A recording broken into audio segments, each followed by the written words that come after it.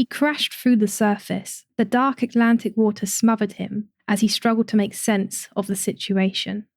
This line perfectly sets up what's about to happen. Amnesia: The Dark Descent was a terrifying game, but it wasn't the monsters alone that made it so scary. It was the complete loss of control, the inability to defend ourselves, and our very senses being used against us. Darkness, sound, changing spaces, and insanity all became part of this disorientating experience that made us run around like headless chickens in the dark. And then comes the water monster.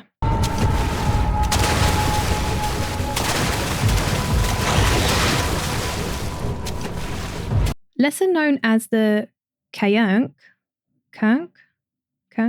Every time I say its name, it's going to be painful. This monster was very unique compared to the others in the game. But to talk about it, we need to go back to 2010, when the trailer for Amnesia was first revealed.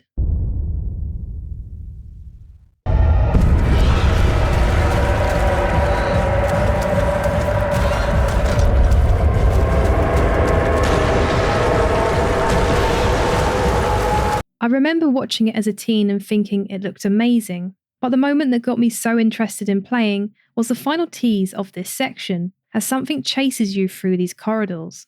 Imagination did all the work. What was chasing the player? It felt like nothing could be more terrifying, whatever it was. When the game finally came out, this teaser paid off, because the most terrifying monster, it turns out, is the one you don't see coming. The Kank had a pretty unique introduction. As we enter the cellar archives, the endless stony corridors we have been sneaking through suddenly change. Water fills the space and the walls turn red. We find ourselves playing a game of the floor is lava, except that would be more pleasant than dealing with this thing. The game up to this point has encouraged stealth to deal with enemies. By hiding in closets, behind boxes, and sneaking around corners quietly, we have been taught that this is the best way to survive. As we come to learn, stealth means nothing here. As soon as you touch or jump over the water, the monster knows right where you are. Instead of sneaking, we're forced to make quick decisions and solve problems under pressure. We're given hints, especially early in the game, like the one which says to hide in the dark. But when Swimmy shows up, we get no hints. We're expected to figure it out on our own, making for a more immersive experience, by using all our knowledge of the game so far and subverting it. The castle was already a space filled with tension, but here, the developers really flexed their skills. I remember my stomach sinking each time I failed to correctly jump onto a box, or when I had no choice but to go into the water. Some of the boxes are purposely too tall, so you can quickly find yourself panicking for something to climb onto. Also, can we talk about how nasty it is that they put the boxes far enough apart that you have no choice but to jump into the water? The most important things we learn about these creatures come from sound, when it's eating, moving, or attacking.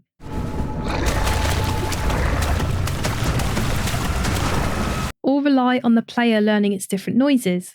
Sound in Amnesia was so important that the developers recommend wearing headphones when you start the game, and it really makes things more intense. Because of how much work goes into this, the sound is doing a lot of heavy lifting, especially in this part. A great example of this is when you have to turn a wheel to open a door, while the monster is distracted by food.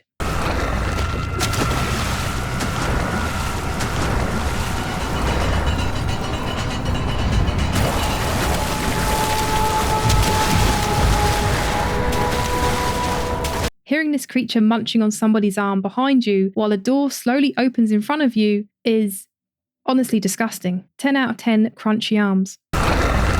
And speaking of doors, many doors in this game need to be physically pulled open. In a lot of horror, including here, doors can be opened with a single click. This gives us a moment of safety as we cross the threshold into a new area, waiting in a loading screen. But the Dark Descent forces us to interact with doors at the worst possible moments. This transforms a chase into something a lot more stressful.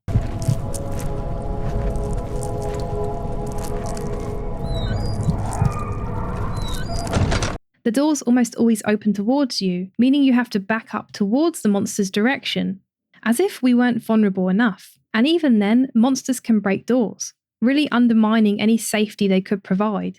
The final section involves a long chase. Obstacles and doors slow you down. This makes it so you can't just charge forward to safety. The game adds so much friction in these small actions, which makes chases like this work so well. And here, the sound makes it feel like it's coming from all directions. So the moment you hear the monster, most players simply run forward.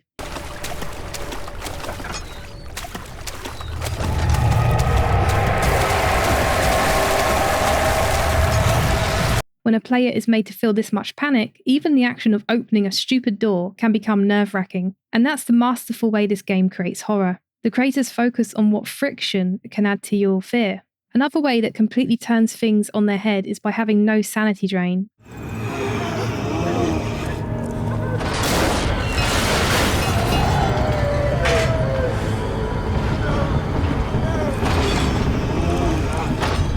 Because the Kayank is invisible, we can look where it should be without losing sanity. This is great, right? Because sanity drain is super annoying and makes it harder to see what you're doing when escaping a monster, or just moving through the castle in darkness.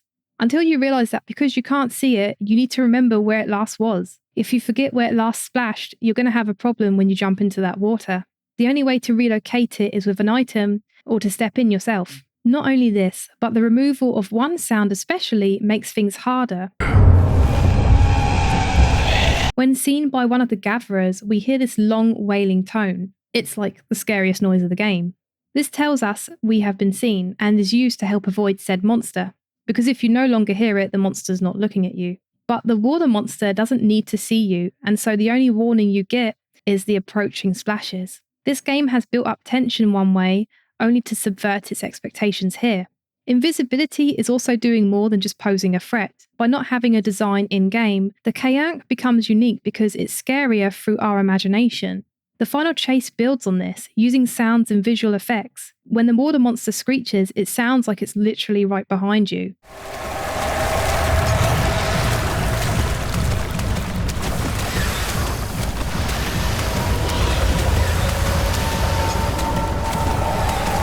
But it's all an illusion.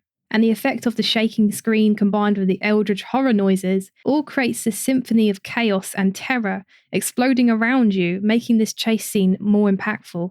The Kayank leans into the unknown. The gatherers have twisted human forms and they are terrifying, but we do understand them to some extent. They have a form we can react to and even see human suffering within them, but the lack of body or understanding as to how or why this thing exists makes it more menacing. It's like the shadow chasing Daniel simply willed it into existence, making for a jarring experience when it appears. The water monster is only really used once in the entire game. There are other smaller encounters, but they pale in comparison to the main one. This encounter becomes all the more powerful because of it, proving just how little you need to create terror.